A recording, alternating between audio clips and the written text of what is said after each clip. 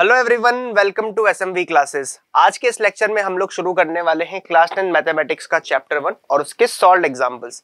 कौन से solved examples? NCERT के सॉल्व्ड एग्जांपल्स। आपकी एनसीईआरटी में सॉल्व्ड एग्जांपल्स होते हैं, थ्योरी होती है, अनसॉल्व्ड एक्सरसाइजेज होती हैं और कई दफा कुछ ऑप्शनल एक्सरसाइजेज भी होती हैं। अब इस चैप्टर की बात करूं तो रियल नंबर्स में कोई ऑप्शनल एक्सरसाइज तो नहीं है, हालांकि जिन जिन चैप्टर्स में ऑप्शनल है मैंने वो भी कवर अप करी है, आपको वीडियोस मिल जाएंगे, राइट। तो इस लेक्चर में क्या करवाने वाला हूं, मैं जितने भी सॉल्व्ड एग्जांपल्स थे इस चैप्टर में, शायद 11 एग्जांपल्स हैं, तो 11 के 11 को एक साथ डिस्कस करूंगा। ये एक रिवीजन का काम भी करेगा क्योंकि ऑलरेडी मैंने वन शॉट लेक्चर बना दिया है। एक्सरसाइज 1.1 से 1.4 तक के इंडिविजुअल वीडियोस अवेलेबल हैं। अब उसके बाद अगर पूरा चैप्टर एक साथ रिकॉल करना है सारे कंसेप्ट्स, तो ये लेक्चर काफी काम आएगा क्योंकि मैं सारे एग्जांपल्स एक साथ लेता हूं। तो इसमें अपन यूक्लिड्स एल्गोरिथम से लेके लास्ट तक टर्मिनेटिंग नॉन टर्मिनेटिंग वाली थ्योरम्स तक इसको लेके चलेंगे, ठीक है। दूसरी बात, इसके अलावा एक लेक्चर और आपको मिल जाएगा जो कि अभी तक अपलोड हो गया होगा। वो लेक्चर क्या है सर? उसके अंदर मैंने बेसिकली चैप्टर में जितनी भी थ्योरम्स है ऑफिशियल, जो एनसीईआरटी लिख के देती है ना, थ्योरम 1.2 1.3 शायद 7 थ्योरम्स है इसमें, तो वो मैंने डिस्कस करी है। जिन जिनके प्रूफ्स पॉसिबल हैं, या तो एनसीईआरटी ने दिए हैं या आरडी शर्मा, आरएस अग्रवाल कहीं पर उनके प्रूफ हैं, तो मैंने वो प्रूफ भी करवाए हैं ताकि आप समझ पाओ। और जिनके प्रूफ नहीं है उनका स्टेटमेंट देके मैंने एग्जाम्पल समझाने की कोशिश करी है ताकि आपको थ्योरम्स भी एक साथ मिल जाए, आपका टाइम वेस्ट ना हो। क्योंकि देखो क्या है, पूरे वन शॉट लेक्चर में कई बार आपको नहीं पढ़ना होता पूरा थ्योरी, आपको थ्योरम्स ही पढ़नी होती है, तो इंडिविजुअल वीडियोज होने चाहिए, राइट। चलिए तो शुरू करते हैं इस लेक्चर को। एग्जाम्पल 1 की बात करें तो एग्जाम्पल 1 था, use Euclid's algorithm to find the HCF of 4052 and 12576। Algorithm कहता क्या है? एल्गोरिथम ये कहता है कि अगर a बड़ा है b से दो इंटीजर्स के लिए, तो आप उसे उस अवस्था में लिख सकते हो, ठीक है। a is equal to B Q plus R, जहां पर जो आपका r है वो greater than equal to 0 and less than b होना चाहिए, इसी के बीच में होगा। इसके अलावा आप ये बात कहते हो कि सर अगर इसको यूज करके एचसीएफ निकालना है तो ये यूक्लिड्स डिवीजन लेमा है, इसको बार बार इस्तेमाल करना ही एल्गोरिथम कहलाता है, सीरीज ऑफ स्टेप्स। एल्गोरिथम ये कहता है कि आप इसको लगाइए दो नंबर्स पे, अगर आपका रिमाइंडर 0 आ जाता है तो उस केस में आपका डिवीजन ही एचसीएफ है। लेकिन अगर आपका रिमाइंडर इस केस में 0 नहीं आता, जो कि नहीं आएगा, देख लो तुम, क्योंकि 4052 से 12576 डायरेक्टली डिविजिबल नहीं है, तो आप क्या करोगे, इन केस आपका रिमाइंडर 0 नहीं आता है तो आप बी और आर पे ये चीज लगाओगे। यानी कि अब obviously B greater than R है, इससे भी दिख रहा है साफ, तो आप बी के ऊपर क्या लगाओगे, सी डी प्लस, या R1 था इसको R2 बोल देता हूं मैं, ठीक है। आपने वही डिवीजन एल्गोरिथम अब बी और आर पे लगाया। अब अगर रिमाइंडर 0 आ जाता है तो जो नया डिविजन सी है आपका, ठीक है, बेसिकली वही क्या होगा, सॉरी सी नहीं, यहाँ पर आर आएगा, यही आर, इसी को मैं नया वेरिएबल क्यों दूं, इसी को नाम दे देता हूं R1। तो आपका जो भी R1 है यही बेसिकली आपका नया डिवीजन वो होगा, एचसीएफ होगा। लेकिन मान लो कि अगर अभी भी R2 0 नहीं आ रहा, तो अब आप R1 R2 पे एल्गोरिथम लगाओगे, तो R1 बड़ा है, यहाँ आ जाएगा, R2 नया डिवीजन बन जाएगा। मान लो ये D2 टाइम्स जाता है, फिर कुछ रिमाइंडर आएगा R3। अगर अब रिमाइंडर 0 हो जाता है तो तुम्हारा R2 एचसीएफ है। तो यहाँ तुम्हारा एक सवाल आना चाहिए कि सर अगर R2 एचसीएफ हो भी गया तो वो तो R1 R2 का होगा, उस आप तो ए और बी का निकालने चले थे। मैंने कहा इस एल्गोरिथम की ब्यूटी ही यही है कि जो एचसीएफ ए और बी का आएगा वही इन दोनों पर लगाने पे बी और R1 का आएगा, वही R1 R2 का, और ऐसे जब तक प्रोसेस चलेगी, लास्ट में जाके जिन नंबर्स का एचसीएफ होगा वो इन सारे पेयर्स के एचसीएफ के बराबर होगा। यानी कि अल्टीमेटली हम जिसका निकालना चाहते हैं 4012,576, इसका आंसर 4 आएगा, ठीक है। सॉल्व एग्जाम्पल है, पर मैं तरीके से इसलिए बता रहा हूँ क्योंकि एनसीईआरटी कई बार क्या है, एक दो एग्जाम्पल अच्छे से करवाती है स्टार्टिंग में, फिर बाद में कॉस्ट कटिंग कर देती है ना, पेपर भी बचाएगी, इंक भी बचाएगी और शॉर्ट में कराएगी, और कराना भी चाहिए, क्योंकि हर चीज को अगर लॉन्ग में लिखोगे तो फिर तुम कब ट्राई करोगे, वो भी तो एक बात है ना। तो इसीलिए बहुत से बच्चों को सॉल्व एग्जांपल्स में दिक्कत आती है, और सॉल्व एग्जांपल्स मैं तो टेस्ट में देता हूँ, स्कूल वाले भी देंगे, साफ बात है यार। चलिए तो आप देखेंगे, since 12,576 is greater then 4052, so by Euclid's division lemma, मैं क्या लिख सकता हूं, 12,576 इज इक्वल्स टू 4 इंटू 3 12 हो जाता है, ये तो 3 बार तो जाएगा ये। अब रिमाइंडर कितना आएगा ये नहीं पता मेरे को, है ना, तो देख लेते हैं अपन। 12,576 को 4052 से 3 टाइम्स करूँगा तो 2 3 जा 6 यहाँ पर आएगा, फिर 2 3 जा 6, फिर 5 3 जा 15, 5 1 कैरिंग, फिर 1 12। ठीक है, ठीक है बच्चों। तो फिर आपने कहा कि सर रिमाइंडर कितना आएगा, मैंने कहा 0 2 और 4, तो 420 आएगा। तो आप देख सकते हो यूक्लिड्स डिवीजन लेमा को पहली बार लगाने पर मुझे ये मिला। अब आप बताइए कि क्या आपका रिमाइंडर 0 आ रहा है, आपने कहा नहीं, तो आप लिखोगे since reminder is not equals to 0, so we will apply lemma again, we will apply lemma again on 4052 and 420। सही बात है, आप 4052 और 420 पे दोबारा इसको अप्लाई करोगे। सर वापस से इन दोनों में बड़ा कौन है, मैंने कहा 4052, तो आप लिखोगे implies that 4052 is equals to, अब 420 10 जा 4200 होता है तो 9 टाइम जाएगा, तो साफ दिख रहा है मेरे को। रिमाइंडर कितना आएगा वो मुझे नहीं पता, तो चेक कर लेते हैं। 4052 को डिवाइड करेंगे 420 से तो 9 टाइम जाएगा, 9 0 जा 0, 9 2 जा 18, 1 कैरिंग, 9 4 जा 36 और 137, तो 2 15 में से 8 गया तो 7, यहाँ पर कुछ था ही नहीं तो 9 में से 7 गया तो 2, तो 272। ठीक है, अब आपने कहा सर अगेन रिमाइंडर तो 0 नहीं आ रहा, again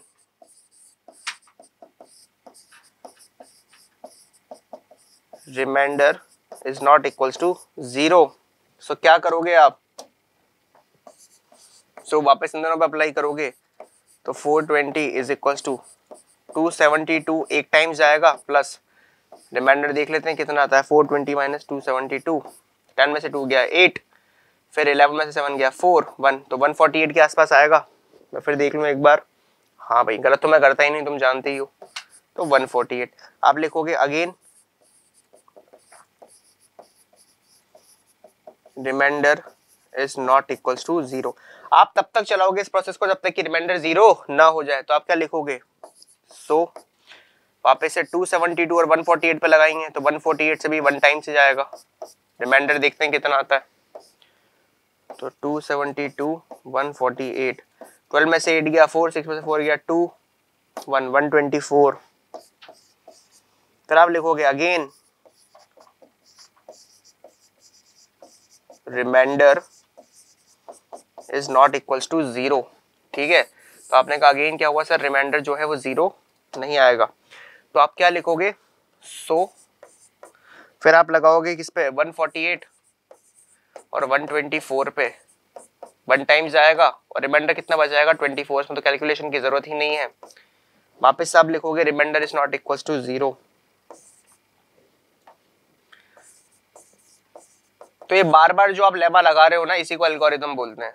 again remainder is not equals to 0, so तो 124 क्या होगा, 24 5 जा 120 प्लस 4 है ना, ये बचेगा। तो आप क्या लिखोगे, again remainder is not equals to 0, so आप वापस सब क्या लिखोगे, 24 को लिखोगे, पर ये 4 6 जा 24 होता है, तो इस बार रिमाइंडर कुछ नहीं आया, तो आप लिखोगे अब रिमाइंडर 0 हो गया, हमारी आत्मा को शांति मिल गई। ठीक है, आप लिखोगे हेयर रिमाइंडर बिकम्स, क्या हो जाएगा बच्चों, है रिमाइंडर बिकम्स 0। तो आपको पता है एल्गोरिथम यहाँ पर खत्म हो जाता है। एल्गोरिथम कहता है कि जिस स्टेज पे रिमाइंडर 0 हो जाए उसी स्टेज पे जो आपका डिवीजर था, तुमने कहा सर डिवीजर डिविडेंड याद नहीं है, एक बार रटा दो, हमको याद नहीं रहते हैं। मैंने कहा इसके अंदर जो भी कचरा आप लिखते हो वो डिविडेंड होता है, जिससे आप डिवाइड करते हो वो डिवीजर होता है। बाकी तो तुमको पता ही, बचने वाले को रिमाइंडर कहते हैं और बचाने वाले को रिमाइंडर, और जितनी बार आपका नंबर डिवाइड होता है उसे क्वेश्चन कहते हैं। तो दिक्कत डिवीजर डिविडेंड में आती है, तो हमारे मास्टर जी ने हमें एक चीज सिखाई थी कक्षा 9वीं के अंदर। ठीक है, मैं भी सिखा देता हूँ, जिसके ऊपर टेंट होता है वही डिविडेंड होता है। कोई लॉजिक नहीं है इस बात का, याद रखने का तरीका है, क्योंकि ये राइम करते हैं बट थोड़ा सा तो रट लो। जिसके ऊपर टेंट है वो डिविडेंड है। ठीक है, तो ये डिविडेंड है, इसको डिवाइड किया जा रहा है 4 के द्वारा, तो ये डिविजर है जो डिवाइड कर रहा है, ठीक है। इसके अलावा 6 क्या है, रिमाइंडर क्वेश्चन है जितनी बार ये डिवाइड हो रहा है, ठीक है। तो मैं लिखूंगा so according to Euclid's algorithm, division algorithm आना चाहिए, है ना, algorithm comma divisor at this stage is the HCF. This implies that HCF of 12,576,4052 is equals to 4, क्योंकि इस टाइम पे डिविजर कौन है आपका 4, तो छाप लेंगे। This is how you calculate the HCF। पर आपका सवाल आना चाहिए कि सर वो HCF तो 6 और 24 का है। मैंने कहा ये भी ब्यूटी है, अगर तुम तुम्हारी NCERT देखोगे तो शायद इस एग्जांपल के नीचे लिखा भी हुआ है। ये मत बोलना कि आपको इतना कैसे आता है, भाई मैं कम से कम 20 बार सॉल्व करा चुका हूँ ये किताब, है ना। मतलब हर टीचर जिसको इतना एक्सपीरियंस है 5-6 साल का, उसने कम से कम 20 से 25 बार कराई होगी किताब। तो हमें तो कैलकुलेशन भी याद है, तुम्हारे सामने करके दिखानी पड़ती है कि भाई हो रही है, वरना मुझे तो रटा हुआ है एग्जैक्टली कैलकुलेशन, ठीक है। तो आपको बता दूं कि बुक में दिया भी हुआ है और ये चीज आनी भी चाहिए आपको कि HCF 6 और 24 का जो होगा वही 4 और 24 का होगा, वही HCF 24 और 124 का होगा, वही HCF 148 और 124 का होगा, वही HCF इन दोनों का होगा, वही HCF इन दोनों का होगा, वही इन दोनों का होगा, वही फाइनली इन दोनों का होगा, यानी कि इन सबका HCF क्या होगा 4 होगा। ये आपकी बुक में दिया भी हुआ है, आपको पेपर में नहीं लिखना हर एग्जाम्पल में, वहां समझाने के लिए लिखा हुआ है। छापो इसको जल्दी से, फिर एग्जाम्पल 2 की बात करते हैं अपन।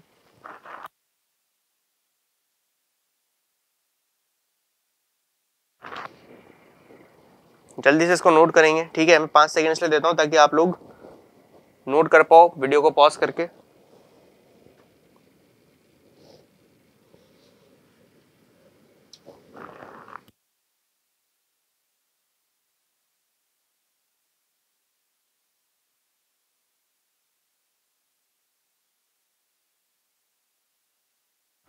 चलिए नोट हो गया, नेक्स्ट एग्जाम्पल की बात करते हैं अपन।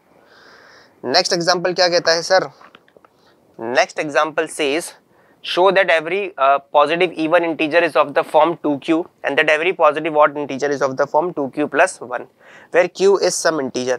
अब देखो दिमाग लगा के देखो, अगर तुम्हें सही में याद हो तो सही बात भी लिखी हुई है कि her even integer 2n time का और odd integer 2n plus 1 type का होता है, क्योंकि यहाँ पर n की वैल्यू नेचुरल नंबर से तो n कुछ भी डाल सकते हो आप देखो n की वैल्यू 1 2 3 कुछ भी डालो, 2 टाइम्स समथिंग हमेशा इवन ही आएगा, और 2 टाइम्स समथिंग अगर इवन होगा तो इवन प्लस 1 हमेशा ऑड होगा। ये ध्यान रखना बच्चों, आपकी बुक क्या है इस वाले एग्जांपल में, है ना, अगर आप सॉल्यूशन देखोगे तो बुक के अंदर क्या लिखा हुआ है कि है ना, every integer can either be even और ऑड, दैट इज व्हाई अगर 2q इवन है तो 2q प्लस 1 ऑड होगा। ये कोई सही तरीका नहीं हुआ मेरे हिसाब से, यहाँ पर लॉजिक थोड़ा सा फ्लॉड है।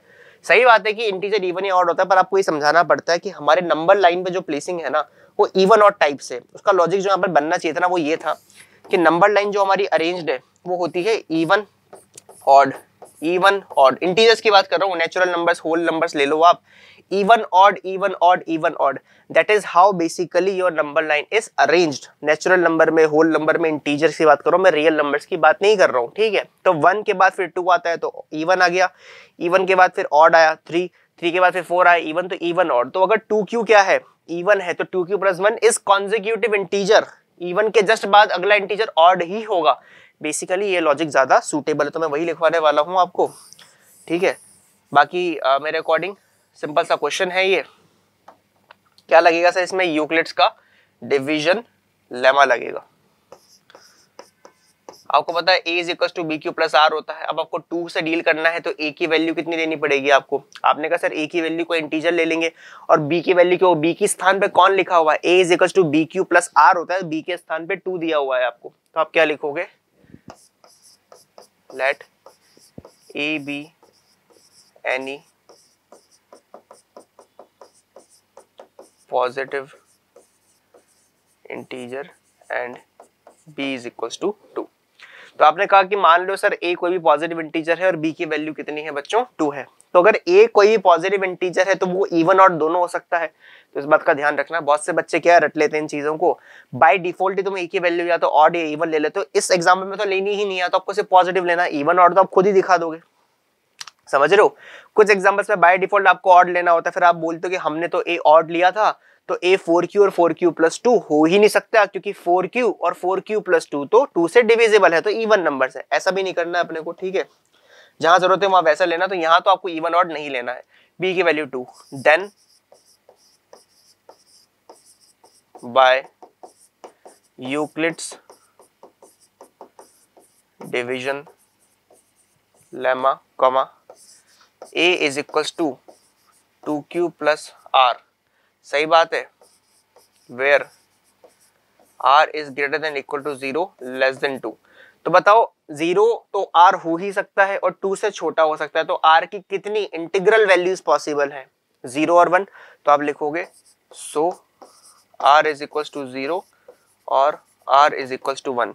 इससे क्या इंप्लाई होता है कि अगर r इक्वल टू 0 होगा तो आप लिखोगे सो a इज आइदर 2q और 2q प्लस 1। तो या तो यहाँ पर भी ये लिख देता हूँ साथ में कि a या तो 2q होगा और a is equals to 2q plus 1।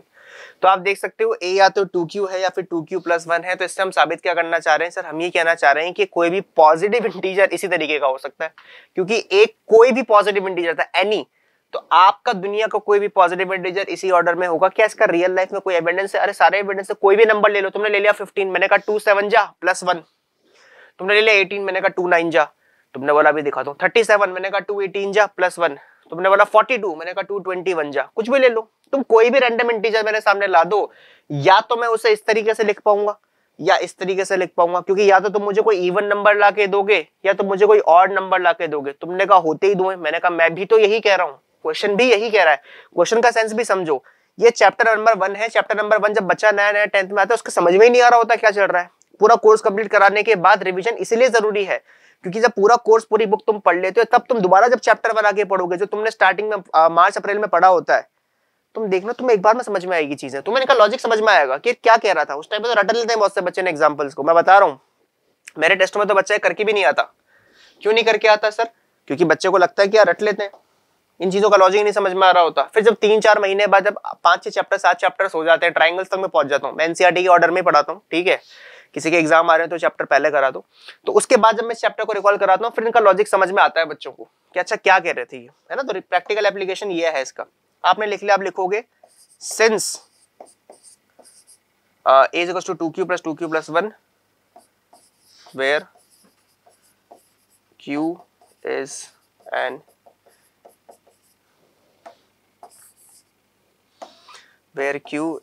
a positive integer, ठीक है? तो आपने बोला कि यहाँ पर q इंटीजर है, तो ये तो आपको पता ही है। वैसे भी एल्गोरिथम में कहते हैं ये बात कि अगर r की वैल्यू है तो q तो कोई इंटीजर होता ही है। अब मेरी बात सुनो, अगर q कोई इंटीजर है तो आप देखना since 2q is divisible by 2। Sir 2 से डिविजिबिलिटी का मतलब होता क्या है? मैंने कहा डिवाइड होने पे आने वाला क्वोशिएंट इंटीजर होना चाहिए। आपने बोला कि सर अगर कोई नंबर किसी दूसरे नंबर को डिवाइड करता है तो ये आप तभी कहते हो जब उससे डिवाइड होने पर जो आपका क्वोशिएंट है वो क्या हो? इंटीजर हो। फोर्स्ड आपका क्वोशिएंट नहीं होना चाहिए। अभी 3/2 तुम बोलो होता ना 1.5, ये कोई डिविजिबिलिटी हुई क्या?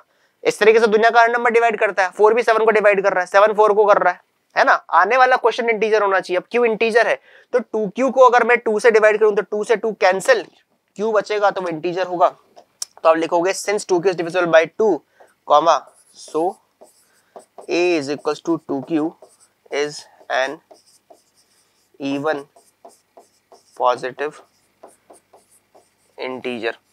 तो आपने बोला कि ये इसीलिए हमेशा इवन पॉजिटिव इंटीजर होगा, या यूं बोलूंगे a तो कोई भी इंटीजर था, दुनिया का हर पॉजिटिव इंटीजर ही 2q टाइप का होगा, होता ही है।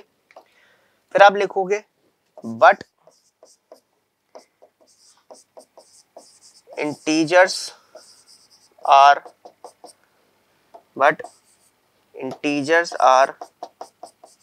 either even और odd, ठीक है?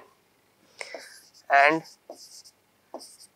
2q, 2q plus 1 are consecutive, ये लाइन लिखना बहुत जरूरी है मेरे अकॉर्डिंग तो, आर कॉन्जिक्यूटिव इंटीजर्स। भाई अगर आप कहते हो कि सर है ना इवन और ऑड दोनों ही हो सकते हैं, इसलिए ना ये इवन है तो ये ऑड है, तो भाई 2q फिर 2q प्लस 2 को ले लो और 2q इवन है तो बोल दो 2q प्लस 2 भी ऑड होता है, वहां तो तुम इवन बोलोगे उसको, क्यों बोलोगे? क्योंकि तुम्हें पता है कि इवन के बाद ऑड, फिर ऑड के बाद में वापस आके इवन आएगा। 2q में +1 करूंगा तो 2q + 1 ऑड हो गया, फिर एक और पे +1 करूंगा तो वापस से मैं इवन पे आ जाऊंगा। ठीक है, तो जब तुम्हें पता है कि कॉन्जिक्यूटिव वाला लॉजिक लगता है तो लिखो ना, एनसीईआरटी लिखती नहीं इस चीज को, तो यहां पर लिखना है so and 2q, 2q + 1 are consecutive integers, so if 2q is even then 2q + 1 is odd। मैं अकेले अपने दम पे कभी प्रूव नहीं कर पाऊंगा इस बात को कि भैया 2q + 1 ऑड है। मैं सिर्फ ये लॉजिक लगा सकता हूं कि भैया अगर 2q इवन है तो 2q + 1 ऑड है, क्योंकि अगला नंबर इवन के बाद ऑड ही आता है। तो फिर लिखूंगा, आपने लिख दिया 2q 2q + 1 कॉन्जिक्यूटिव है, सो if 2q is even then 2q + 1 is odd। तो आप लिखोगे therefore a is equals to 2q + 1 is an odd positive integer. ये पॉजिटिव पूरा वर्ड लिख के आना, मेरी तरह प्लस और वी मत लगा के आना, है ना, शॉर्ट फॉर्म में नंबर कटेंगे वरना तुम्हारे, मैं तो काटता हूँ क्योंकि। ठीक है, तो therefore ये तो पोपट हो गई यार, कोई बात नहीं, ऐसा लगा दूंगा मैं भी। therefore a equals to 2q + 1 और is an odd positive integer, तो आप लिख सकते हो so every positive integer, so every even positive integer is of the form 2q and every odd positive integer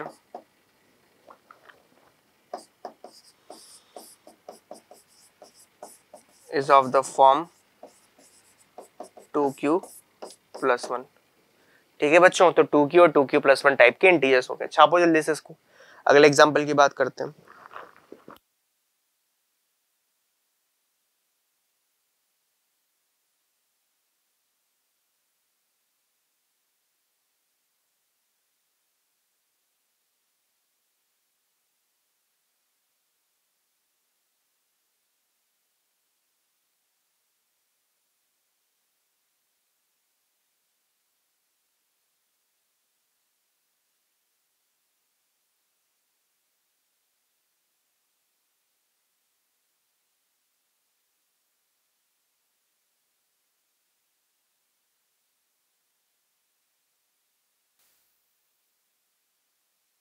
चलिए, नोट हो गया होगा आप लोगों का, वीडियो को पॉज करके नोट करना है। ठीक है, एग्जाम्पल 3 की बात करते हैं बच्चों।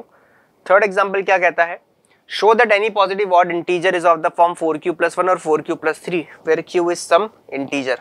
आपने कहा बड़े आराम से दिखा देंगे सर हम ये बात। तो वापस से यहाँ पर क्या है बच्चों, b के स्थान पे 4 लिखा हुआ है, तो मैं b की वैल्यू 4 ले लूंगा। a क्या लूंगा, अब यहाँ पर ऑड बोला है तो एनी पॉजिटिव ऑड इंटीजर, तो मैं सीधा का सीधा ऑड से शुरू करता हूँ। तो यहाँ पर अब देखना a को मैं क्या मानूंगा, पहले मैंने क्या माना था, कंपेयर कर लो।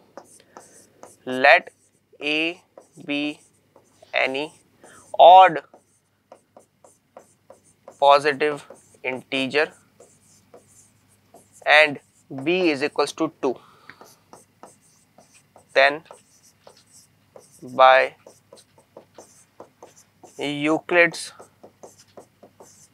division lemma comma a is equals to, अच्छा b की वैल्यू 4 लेनी है, सॉरी यहाँ पर ध्यान नहीं दे जल्दबाजी में, तो लिखते लिखते याद आया, and b is equals to 4, इतने में तो कमेंट ही आ जाएगा नीचे है, integer b is equals to 4, then by Euclid's division lemma a is equals to 4q plus r, where r is greater than 0 and less than 4।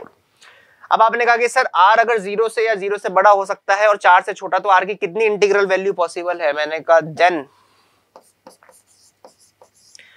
r can be 0, 1, 2, 3, 4 से छोटा है तो 3 तक हो सकता है। This implies that a is equals to 4q or a is equals to 4q plus 1 or a is equals to 4q plus 2 or a is equals to 4q plus 4। अब आप गौर से देखना, 4q plus 2 में से 2 common आ रहा है, ठीक है, a is equals to 4q plus 4 where Q is a positive integer. ये तो क्या डिवीजन लेमा से आती है बात। तो आपने बोला कि सर वो तो मान लिया, बट मैंने कहा ध्यान से देखो 4Q प्लस 2 को मैं क्या लिख सकता हूँ, twice of 2Q plus 1, 2 common ले लिया। वैसे ही 4Q प्लस 4 तो नहीं हो सकता, 3 आना चाहिए था ना यहाँ पर। हाँ, वैसे ही आप देखिएगा कि 4Q को क्या लिख सकता हूं मैं, आपने बोला 4Q को लिख सकते हो 2 इंटू 2Q। तो 4Q और 4Q प्लस 2 को गौर से देखो इस आदमी को, आदमी तो नहीं है वैसे, बट फिर भी देखो। आपने देखा कि सर Q इंटीजर है तो ट्वाइस ऑफ इंटीजर भी इंटीजर ही होगा, तो 2Q प्लस 1 भी एक इंटीजर ही आएगा। Q इंटीजर है तो 2Q भी इंटीजर होगा। तो इन कचरों को अगर मैं 2 से डिवाइड करूं तो मुझे ये क्वेश्चंस प्राप्त होंगे जो कि इंटीजर है, यानी कि ये दोनों के दोनों 2 से डिविजिबल है। 2 से डिविजिबल है तो दोनों के दोनों इवन है। तो अगर 4Q इवन है तो उसका अगला नंबर ऑड होगा, 4Q प्लस 2 फिर से इवन होगा और 4Q प्लस 3 फिर से ऑड होगा। तो मैं क्या लिखूंगा, clearly since Q is an integer comma so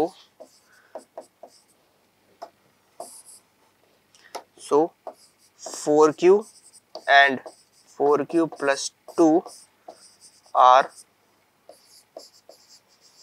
even integers। सही बात है, आपने कहा 4Q और 4Q प्लस 1 क्या होंगे, 4Q प्लस 2 क्या होंगे, इवन इंटीजर्स होंगे।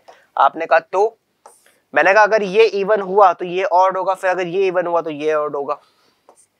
implies that a is equals to 4Q plus 1 and a is equals to 4Q plus 3 are odd integers। अच्छा, ये इवन हुए क्यों, are even integers as they are, लिखना चाहो तो ये लाइन लिख दो, divisible by, आपने कहा सर 2 से डिविजिबल है और ये 2 से डिविजिबल है तो इनका जस्ट अगला नंबर यानी कि कॉन्जिक्यूटिव नंबर 2 से डिविजिबल नहीं होगा तो वो ऑड होगा, तो दीज आर ऑड इंटीजर्स। तो आपने बोला सर ये इवन इंटीजर्स हैं तो दे आर डिविजिबल बाय 2, तो ये ऑड होंगे। या तो एक तरीका ये है लिखने का, यहाँ पर आप आंसर छोड़ सकते हो, या दूसरा तरीका ये है कि सर अगर ये आपने इवन, अगर आपने ये ए कुछ भी माना था, कोई पॉजिटिव इंटीजर माना था, ऑड इवन नहीं माना था, तो ये तरीका चलेगा। लेकिन अगर आपने इसको ऑड मान लिया है, मैं दोनों बता रहा हूं, जो बच्चे इसको ऑड नहीं मानना चाहते उनके लिए ये तरीका सही है। अगर आपने स्टार्टिंग में माना था एक कोई भी पॉजिटिव इंटीजर है तो आप बोलो भैया ये इवन है और ये कॉन्जिक्यूटिव है तो ये ऑड होंगे, वो तरीका चलेगा। लेकिन ज्यादा इजी तरीका ये है जो मैं करवाऊंगा अब, कि अगर मैंने इनको ऑड मान लिया, इनको मैंने इवन बोल दिया, तो देखना मैं क्या लिखूंगा, तो अब मैं लिखूंगा ऑड, फिर मैं लिखूंगा but since a is an odd integer, क्योंकि मैंने तो स्टार्टिंग में ही ऑड मान लिया था, odd integer, so a cannot be 4Q और 4Q plus 2। तो आपने बोला तो a ना तो 4Q हो सकता है ना ही 4Q plus 2 हो सकता है, क्योंकि दोनों इवन है, और आपने क्योंकि इसको ऑड मान लिया था तो आप इवन तो नहीं हो सकते हो, तो a can't be 4Q और 4Q plus 1 implies that बचा क्या, so a is equals to 4Q plus 1 और a is equals to 4Q plus 3। तो या तो a 4Q plus 1 होगा या a is equals to 4Q plus 3 होगा। आप लिख सकते हो hence every odd positive integer is of the form 4Q plus 1 और 4Q plus 3। आपने कल लिख लिया एवरी और पॉजिटिव इंटीजर इसी तरीके का होगा। तुमने कहा सर वेरीफाई करवाओ, ये तो आपने डिवीजन एल्गोरिथम समझाया, सॉरी लेमा समझाया, डिवीजन लेमा से आपने जो चीज प्रूव कर दी, इसका फिजिकल एग्जांपल दो। मैंने कहा कोई भी ऑड नंबर ले लो, मैं तुम्हें इस फॉर्मेट में लिख के दिखा सकता हूँ, ये कह रहा है सवाल। तुमने कहा 7 को लिखो, मैंने कहा 4 1 जा 4 प्लस 3। तुमने कहा 9 को, मैंने कहा 4 2 जा 8 प्लस 1। तुमने कहा 13 को लिखो, मैंने कहा 4 3 जा 12 प्लस 1। तुमने 37 लिया, मैंने कहा 4 9 जा 36 प्लस 1। 39 ले लो, 4 9 जा 36 प्लस 3। तुम दुनिया का कोई भी ऑड पॉजिटिव इंटीजर मेरे सामने ला दो, मैं उसे इस फॉर्मेट में लिख के दिखा दूंगा। ये इतना कह रहा है, सीधी सी बात है। छापो जल्दी से, अगले एग्जाम्पल की बात करते हैं।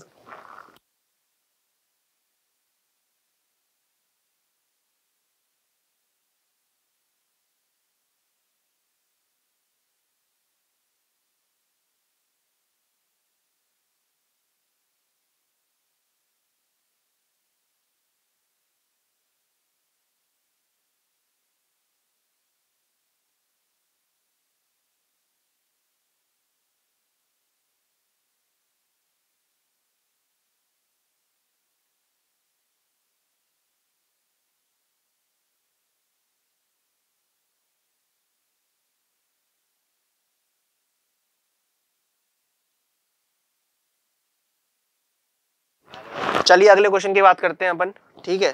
नेक्स्ट क्वेश्चन क्या कहता है, एग्जाम्पल नंबर 4 ये कहता है अ स्वीट सेलर हैज 420 काजू बर्फीज एंड 130 बादाम बर्फीज। जिसके मुंह में पानी आ रहा, आने तो मेरे मुंह में तो नहीं आ रहा, मुझे रसगुल्ले ज्यादा पसंद है। She wants to stack them in such a way that each stack has the same number. ध्यान से सुनना, हर स्टैक में सेम नंबर हो, मतलब तुम 130 और 420 को इस तरीके से डिवाइड करोगे कि दोनों के दोनों सेम नंबर से डिवाइड हो रहे। तुमने कहा है, मैंने कहा ध्यान से देखो, 420 और 130 नंबर भी ऐसा लेते हैं, 420 है ना, तो आपने कहा सर 420 और ये 130 काजू की और बादाम की जो बर्फीज है रेस्पेक्टिवली, इनको हमें इस तरीके से डिवाइड करने के ढेर लगाने ट्रे में एक के ऊपर एक, तो हर स्टैक में सेम नंबर होना चाहिए। मतलब अगर 420 के मैं 42 स्टैक्स बनाता हूँ 10-10 के, 10 के 13 स्टैक्स बनेंगे 10-10 के, कुल मिला के 10 ने इन दोनों को डिवाइड किया नहीं किया, तुमने कहा कर दिया। जितना भी आप स्टैक में नंबर लगाओगे वो इन दोनों को डिवाइड कर रहा है, तो पहली चीज तो ये हो गई इससे कि सेम नंबर होना चाहिए हर स्टैक में, मतलब सेम नंबर से दोनों डिविजिबल होंगे। पहला पॉइंट अपन ने निकाल लिया। दूसरा, they take up the least area. Least area का मतलब क्या होगा कि हर स्टैक में ज्यादा से ज्यादा भर दो, होने इतने चाहिए। पहली बात तो दो लॉजिक लग रहे हैं। पहला लॉजिक के हर स्टेक में सेम नंबर होना चाहिए, मतलब सेम नंबर से 420 130 डिवाइड होना चाहिए, उसी नंबर से तो डिवाइड होगा। दूसरी बात, उस तरह के जितने स्टैक्स हैं वो भी मिनिमम होने चाहिए, मतलब कम से कम स्टैक हो, मतलब एक स्टैक में ज्यादा से ज्यादा चीजें रखने की कोशिश करोगे तुम।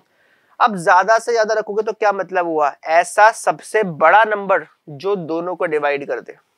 फिर सुन लो, क्वेश्चन ही बता रहा है, मैं कुछ नहीं कह रहा हूं, क्वेश्चन कह रहा है सेम नंबर होना चाहिए, तो ऐसा नंबर जो दोनों को डिवाइड कर दे। मान लिया उसमें भी लीस्ट एरिया चाहिए, यानी कि वो नंबर बहुत बड़ा होना चाहिए, क्योंकि अगर एरिया कम रखना है तो स्टैक में तुम्हें बर्फियां जमानी पड़ेगी। भाई तुम दो ही स्टैक बना दो ना, एक 420 का 130 का, तुमने कहा नहीं बराबर नहीं होंगे। तुमने कहा टुकड़े कर दो 210 के 210 के और 130 का, तुमने कहा अभी भी काजू की जो बर्फियां हैं इनका स्टैक बड़ा है।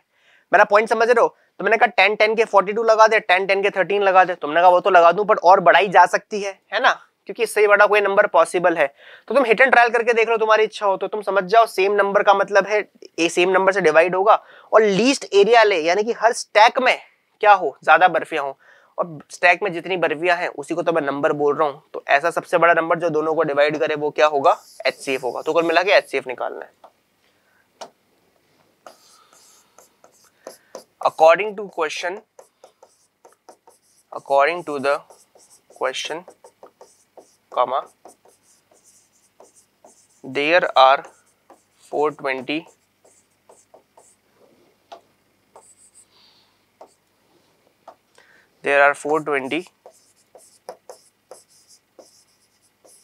काजू बर्फीज and 130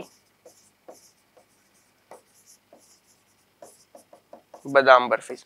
तो आपने बोला टोटल यहाँ पर 420 तो काजू बर्फीज है और 130 बादाम बर्फीज है, ठीक है। इसका मतलब क्या निकल के आएगा सर, 420 काजू है, 130 बादाम बर्फीज, तो टोटल कितनी बर्फियां हैं, एक तो आपको पता पड़ जाएगा। दूसरी सबसे बड़ी बात यह है कि आपको अब नंबर पता है कि किसको क्या बोलना है, ठीक है।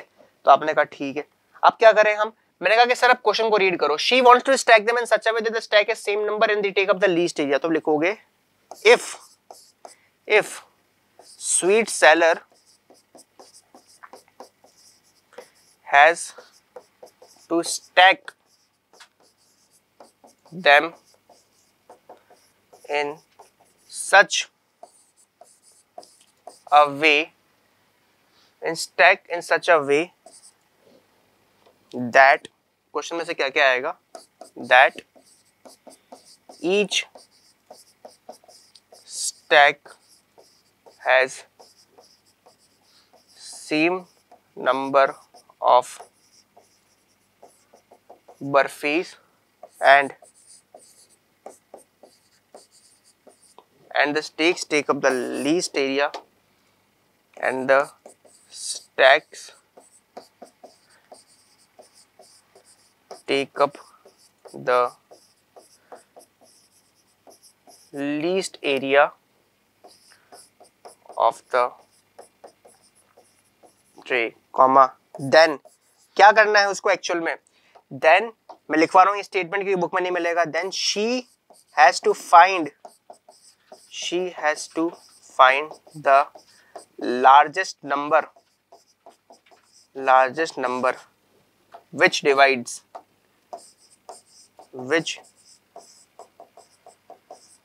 divides both 420 and 130।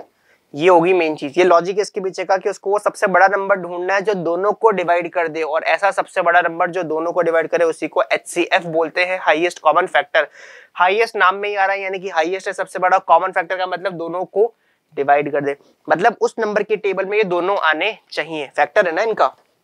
तो आप लिखोगे नाउ बाय एलसीएम HCF निकाल लो अब चाहो तो, वैसे आप HCF डायरेक्टली निकाल सकते हो, कोई दिक्कत वाली बात नहीं है।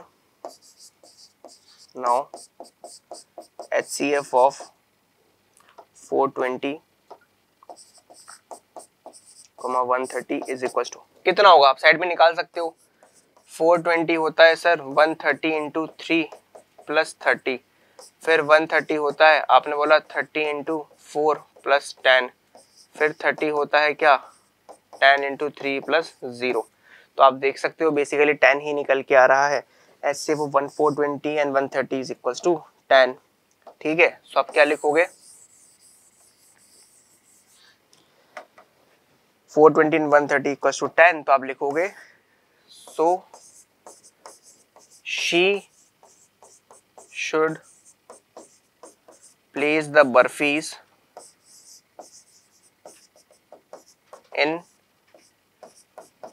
in stacks of 10 barfis. आपने बोला so she should place the barfis in stacks of 10 barfis. आपने बोला 10-10 बर्फियों के उसको क्या बनाने पड़ेंगे, स्टैक बनाने पड़ेंगे, तब जाके उसका कार्यक्रम आगे चलेगा। सही बात है, छाप लो। तो what is the number that can be placed in each stack for this purpose. तो 10-10 के बनाओगे तो 13 स्टैक तो बच्चों आपके बादाम बर्फी के बनेंगे और 42 बनेंगे काजू बर्फी के। कोई और इससे बड़ा नंबर है नहीं जिनको डिवाइड कर पाएगा। छापेंगे जल्दी से।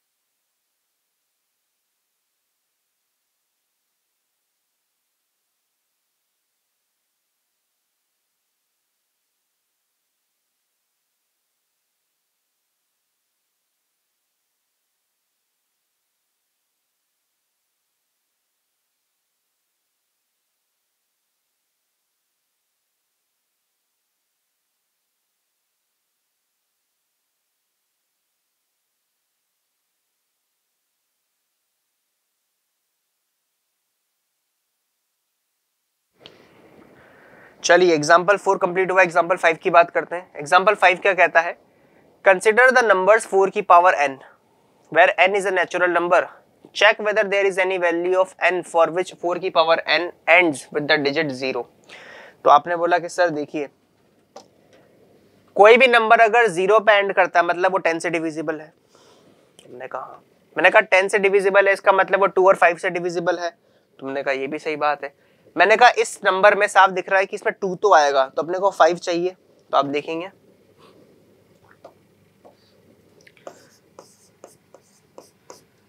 For any number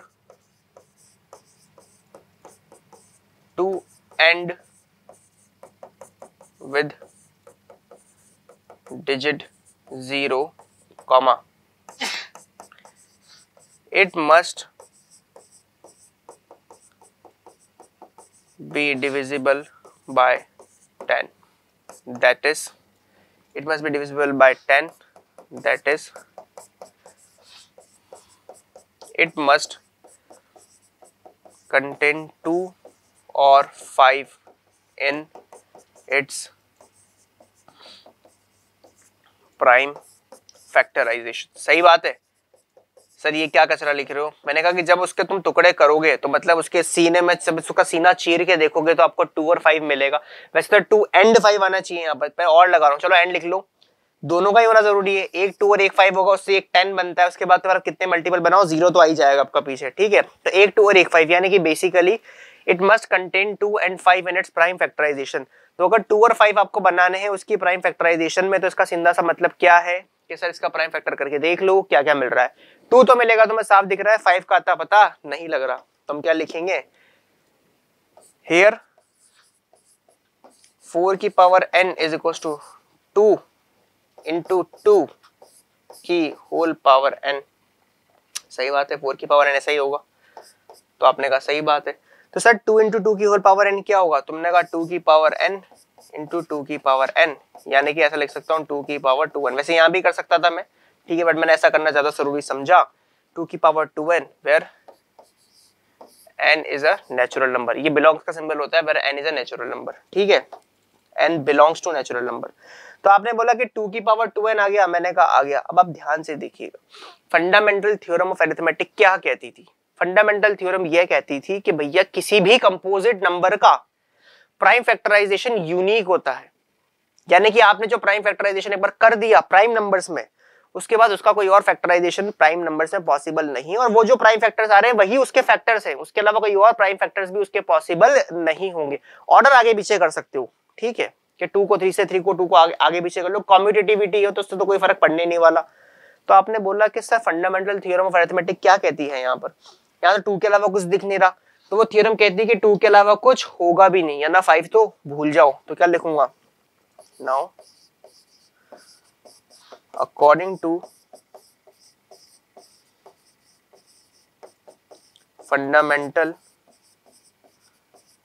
theorem of arithmetic,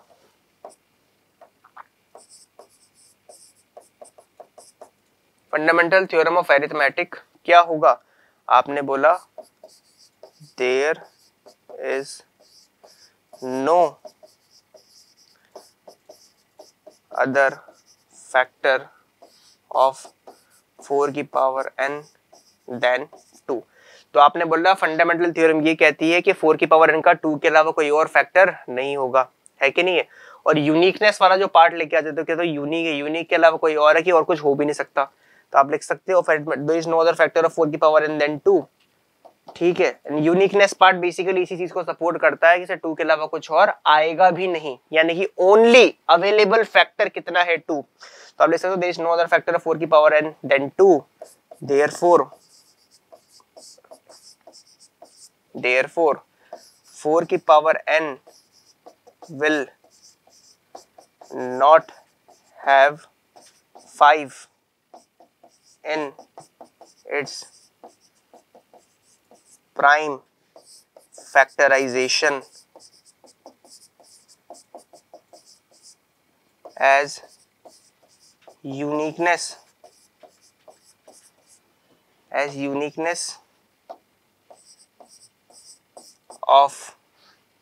of prime factor 2, as uniqueness of prime factor 2 will not allow it।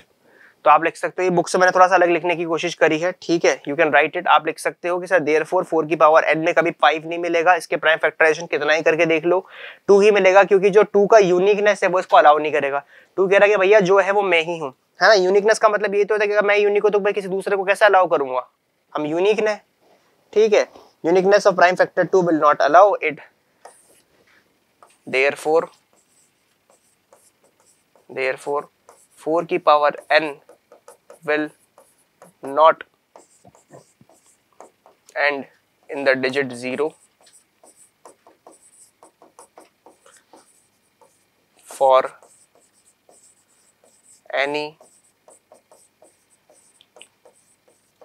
Natural number n। किसी भी नेचुरल नंबर n के लिए क्या होगा बच्चों, ये एंड नहीं करेगा। ठीक है, तो इसी के साथ ये एग्जांपल भी समाप्त हुआ, छाप लेंगे इसको जल्दी से। ठीक है, फिर नेक्स्ट एग्जांपल की बात करते हैं अपन।